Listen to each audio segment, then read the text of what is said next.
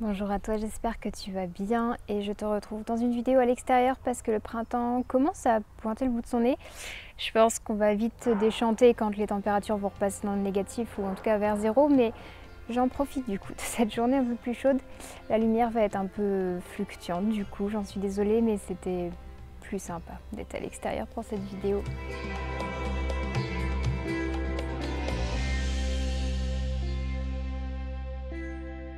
Surtout qu'on va parler d'un sujet pas forcément très évident, mais que je veux vraiment aborder avec toi aujourd'hui.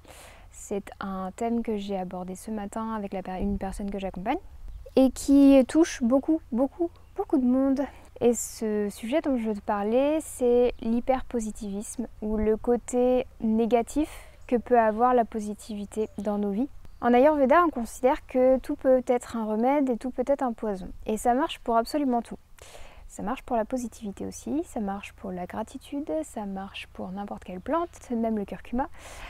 Donc à partir de ce moment-là, en médecine chinoise, ils utilisent les notions de yin et de yang, de chaleur et de froid comme en Ayurveda. On a aussi l'alternance de jour et de nuit, de froid et de chaud dans notre vie en général, de lumière et d'ombre. Mais pour une raison que j'ignore un peu, c'est on a tendance à se concentrer que sur une partie de cette thérapie entre guillemets dans le monde surtout du développement personnel.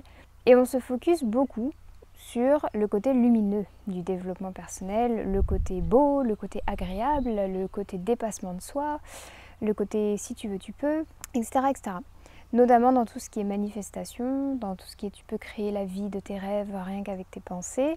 Certes, mais on oublie qu'il y a un autre aspect de notre esprit qu'en psychologie moderne on appelle l'inconscient ou le subconscient, qui, comme son nom l'indique, te gouverne déjà beaucoup plus que tu ne le crois. Et tu ne peux pas manifester depuis un espace inconscient, en fait, tout simplement. Et donc il y a cette espèce de croyance dans le monde du développement personnel, de la santé holistique, etc., que plus tu travailles sur toi, plus tu es censé te sentir mieux en fait. Plus ta vie devient belle, ta vie devient fluide, moins tu rencontres d'obstacles, etc. Et même s'il y a une part de vrai là-dedans, ça peut causer beaucoup de problèmes avec notamment des personnes qui se disent « mais attendez, je fais du yoga, je prends soin de moi, je fais attention à mes relations, etc. » Sauf que j'ai toujours ces mêmes problèmes qui reviennent, j'ai toujours ces peurs, j'ai toujours cette colère qui remonte. Et je leur dis « oui, mais jusqu'à présent, vous n'avez abordé que la partie en surface de l'iceberg. Il y a toute une autre partie en dessous, en fait, qu'on n'a pas explorée encore. » Et tu dois savoir un peu, si tu me suis sur ma chaîne depuis longtemps, qu'on compare l'esprit manas à un lotus en Ayurveda. Et un lotus, on a donc la partie tamasique qui représente l'ignorance, l'obscurité, ce qu'on ne sait pas, aussi le côté autodestructeur, mais destructeur de manière générale, qui va ensuite donner lieu à la tige qui est rajas. Et rajas, c'est le mouvement, la transformation, l'action, les émotions, etc. Et qui vont donner ensuite la fleur qui est sattva. Et en psychologie ayurvédique, on cherche toujours à nourrir sattva puisque c'est l'état pur de l'esprit, c'est l'état dans lequel il est en santé. Sauf qu'on oublie que pour créer une fleur, on a besoin de racines et on a besoin d'une tige. Donc on ne peut pas s'attendre à avoir une fleur de lotus si on coupe les racines ou si on coupe au niveau de la tige. Et c'est ça qui pose problème en fait dans l'approche que certaines personnes ont du développement personnel ou même de la santé, c'est qu'elles se disent quand on veut, on peut.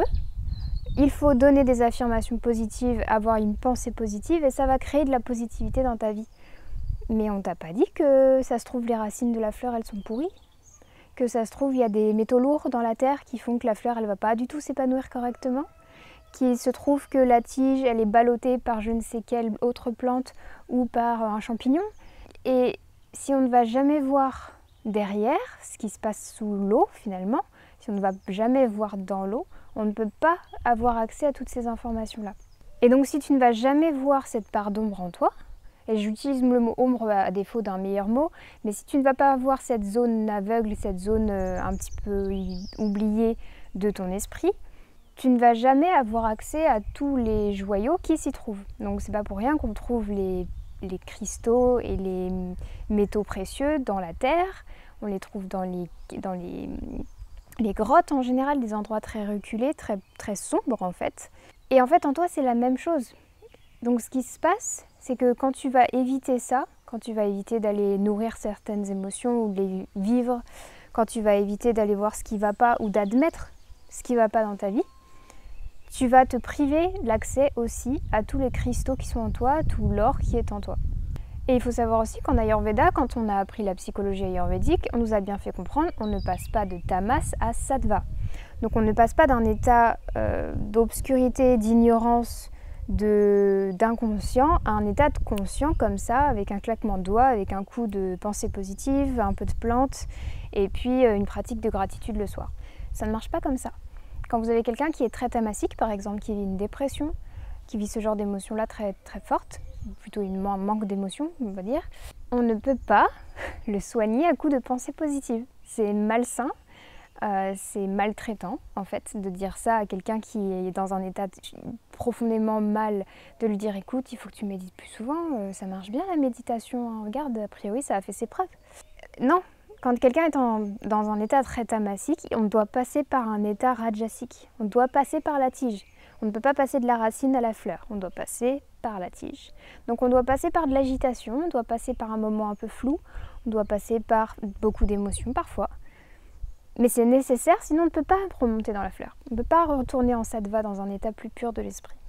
Je voulais continuer avec le fait que tout peut être sujet à compensation, donc ce qu'on appelle le coping en anglais, c'est-à-dire que tout peut devenir une manière de fuite, une manière d'évitement.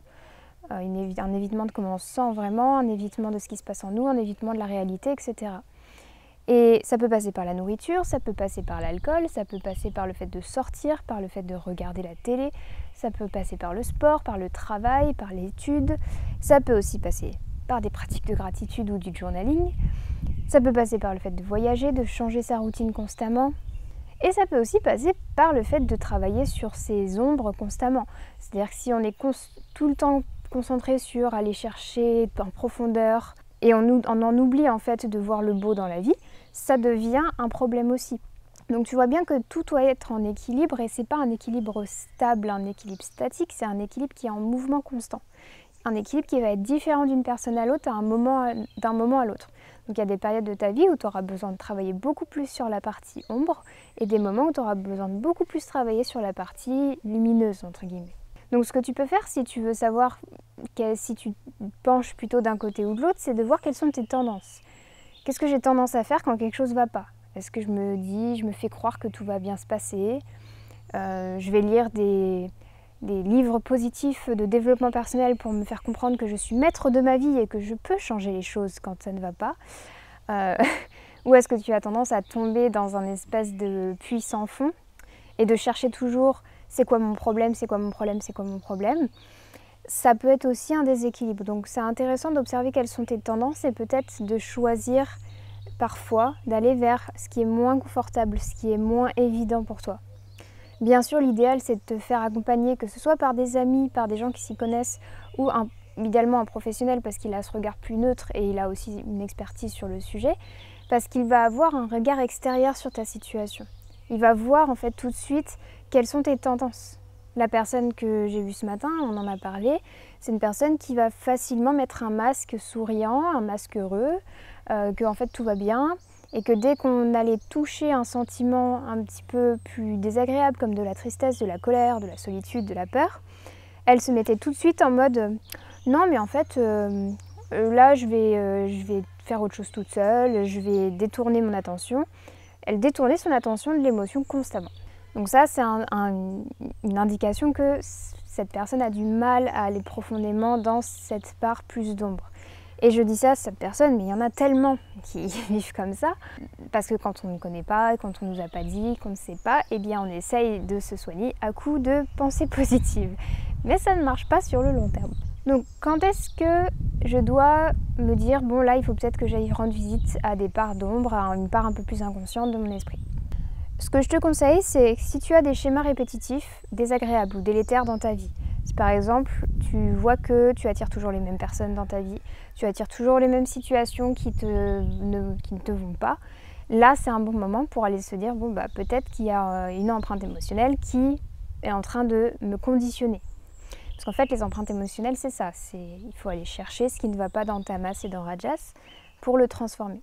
Si tu vis une perte de sens, une perte de repères, ça peut être aussi très intéressant d'aller visiter l'ombre, puisque c'est comme ça que tu vas pouvoir te recentrer et avoir une guidance beaucoup plus claire. Une absence de ressenti aussi, quand tu ne sens plus tes émotions, des sensations dans ton corps, ça peut être très intéressant d'aller plonger un petit peu à l'intérieur, voir ce qui s'y passe. Si jamais tu utilises une compensation ou dans ta conscience par exemple, que ce soit une addiction ou le fait de travailler trop parce que tu ne veux pas ressentir certaines choses ou de manger trop ou de grignoter, etc., ça peut être aussi une très bonne occasion d'aller visiter ces ombres. Et puis tout simplement, si tu veux gagner en clarté sur n'importe quel sujet, sur n'importe quel problème ou même juste domaine de ta vie, tu peux aller visiter l'ombre. C'est pas un souci en soi d'aller visiter l'ombre tant qu'on sait qu'on peut avoir aussi accès à la lumière. Et c'est quelque chose que je conseille souvent quand on fait un travail aussi profond. Il y a toujours, quand j'accompagne des personnes dans ce travail, un moment où on ramène la personne à la surface et on lui fait voir la beauté de la fleur. Le but, c'est pas de rester dans tamas, le but, c'est de remonter dans sattva en passant par tamas et rajas. Donc, il est possible parfois que la gratitude vienne après avoir exprimé beaucoup de choses qui peuvent être désagréables ou difficiles à vivre. Ça, c'est pas un souci en soi. Ce qu'il faut faire attention, c'est quand la gratitude est utilisée, ou la positivité, ou le je veux donc je peux. Quand ça, c'est utilisé pour ignorer une situation réelle ou fuir quelque chose dont on a peur, ça devient pathologique. Donc si on fait un petit bilan, les empreintes émotionnelles, c'est des joyaux en toi qui te permettent, s'ils ne sont pas explorés, de te conditionner parfois dans le négatif, et s'ils sont transmutés, de te donner accès à encore plus de beauté dans ta vie. Donc si on ne va pas les voir, si on ne va jamais visiter Rajas, Tamas, l'inconscient, l'ombre, eh bien tu te prives d'un accès à cette beauté, à cette lumière, à ce bien-être, à cet apaisement que peut te procurer Sattva. J'espère que cette vidéo était claire, je l'ai filmée de manière assez spontanée suite à la consultation que j'ai donnée ce matin et je me suis dit que ce serait un bon sujet à aborder avec toi. Si tu as des questions, n'hésite pas à me les mettre en commentaire et je pourrais refaire une vidéo peut-être plus claire si jamais il y avait des choses que tu n'as pas compris ou qui étaient un petit peu floues pour toi. Si tu veux te faire accompagner, n'hésite pas à me contacter pour voir si on peut travailler ensemble sur ces sujets ou d'autres, puisque j'accompagne aussi en niveau hygiène de vie avec l'Ayurveda. Et aussi, je voulais terminer là-dessus, tu peux très bien, quand tu commences à travailler avec les ombres, tu vas te rendre compte que tu peux vivre dans l'ombre et dans la lumière en même temps, plus ou moins. Qu'en fait, vivre des moments de grande obscurité et de grand désespoir ne t'empêche pas aussi de vivre la beauté de la vie.